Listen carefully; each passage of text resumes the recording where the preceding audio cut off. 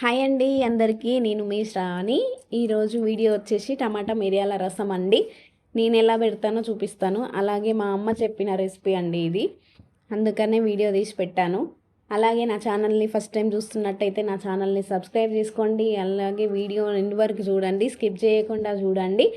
నా వీడియో కనుక నచ్చితే లైక్ చేయండి, నా ఛానల్ని సబ్స్క్రైబ్ చేసుకోండి. అలాగే కామెంట్ సెక్షన్లో కామెంట్ చేయండి నేను రసం ఎలా పెట్టాను అని. ముందుగా టమాటా ముక్కలు కోసుకొని పక్కన పెట్టుకోవాలండి. పెట్టుకొని ఒక గిన్నెలో తీసుకొని టమాటా ముక్కలను బట్టి మనం చింతపండు యాడ్ చేసుకోవాలి. ఎందుకంటే మన ఊరి టమాటా అయితే కొంచెం పులుపుదనం ఎక్కువ ఉంటుంది, నాటు టమాటా అంత అంత ఉండదు. అంటే హైబ్రిడ్ టమాటా అంటారు కదా, అంత ఉండదు కదా. ఎందుకంటే మనం ఫ్రిడ్జ్లో పెడతాం కాబట్టి దాంట్లో రసం కూడా కొంచెం ఇట్లా అయిపోతుంటుంది, ఎండిపోయినట్టు. రసం కూడా అంత రాదు. అందుకనే చింతపండు నేనైతే ఇక్కడ కొంచెం చింతపండు ఎక్కువనే తీసుకున్నాను. మీకు కూడా టేస్ట్కి తగ్గట్టు తీసుకోండి. అలాగే పొయ్యి మీద, స్టవ్ మీద టమాటా ముక్కలు ఉడికేలోపు మనం మిరియాలు దంచుకుందాము. మిరియాల పొడి నేను ముందే అంటే అప్పటికప్పుడే పొడి వేసుకుంటానండి. బాగుంటుంది కదా టేస్ట్ అట్లా వేసుకుంటేనే. అందుకనే నేను మిరియాలు తీసుకొని దాన్ని దంచుకొని పొడి అప్పటికప్పుడే వేసుకుంటా. టేస్ట్ మాత్రం బాగుంటుంది, స్మెల్ కూడా మంచిగా వస్తుంది అనమాట మిరియాల స్మెల్. ఇప్పుడు ఈ కాలంలో ఏందండి, జలుబులు దగ్గులు వస్తుంటాయి కదా, అలాంటి అంటే ఇప్పుడు మనకి రైనీ సీజన్ కదా, అందుకనే ఇట్లా కొంచెం మిరియాలు ఘాటుగా వేసుకుంటే కొంచెం బాగుంటుంది. జలుబు అయిన వాళ్ళు కూడా చింతపండు స్కిప్ చేయాలండి. జలుబు అయిన వాళ్ళు, దగ్గు ఉన్న వాళ్ళు చింతపండు స్కిప్ చేసేసి మిరియాలతో చేసుకుంటే చాలా బాగుంటుంది. దీంట్లో నేను కొంచెం కరివేపాకు, కొంచెం కొత్తిమీర యాడ్ చేస్తున్నాను, ఫ్లేవర్ బాగుంటుందని. టేస్ట్ కూడా బాగుంటుంది, స్మెల్ కూడా బాగుంటుంది. ఆ ఉడుకుతుంటేనే మనకు ఆ స్మెల్ తెలిసిపోతుంది, అందుకే నేను అందులో యాడ్ చేశాను అనమాట. తర్వాత చూడండి ఎంత దగ్గరికి వచ్చిందో, రసం అనేది తొందరగా ఉడికిపోయినాయి అనమాట. అంటే టమాటాలు తొందరగా ఉడకడానికి కొంచెం దొడ్డుప్పు వేసుకుంటే తొందరగా ఉడుకుతుందండి. అలాగే చింతపండు కూడా మనం ఎప్పుడైనా చింతపండు నానేయాలనుకుంటే దాంట్లో కొంచెం దొడ్డుప్పు వేసి నానేసామనుకో తొందరగా నానిపోతుంది అనమాట. అందుకనే అది మా పిన్ని చెప్పినది ఆ రెసిపీ, అది టిప్ అనమాట. అందుకనే నేను కూడా మీకు చెప్తున్నా. ఈ టమాటా రసం అనేది మా అమ్మ వితౌట్ చింతపండు కూడా చేస్తుందండి. అంటే అది నాకు తెలియదు, టేస్ట్ నేను ఎప్పుడు చేయలేదు.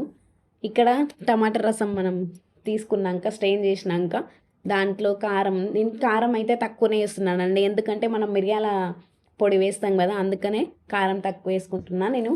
పులుపుని బట్టి మీరు సాల్ట్ వేసుకోండి. నేనైతే టేస్ట్ని బట్టే సాల్ట్ వేసుకుంటా, తర్వాత టేస్ట్ చూస్తా.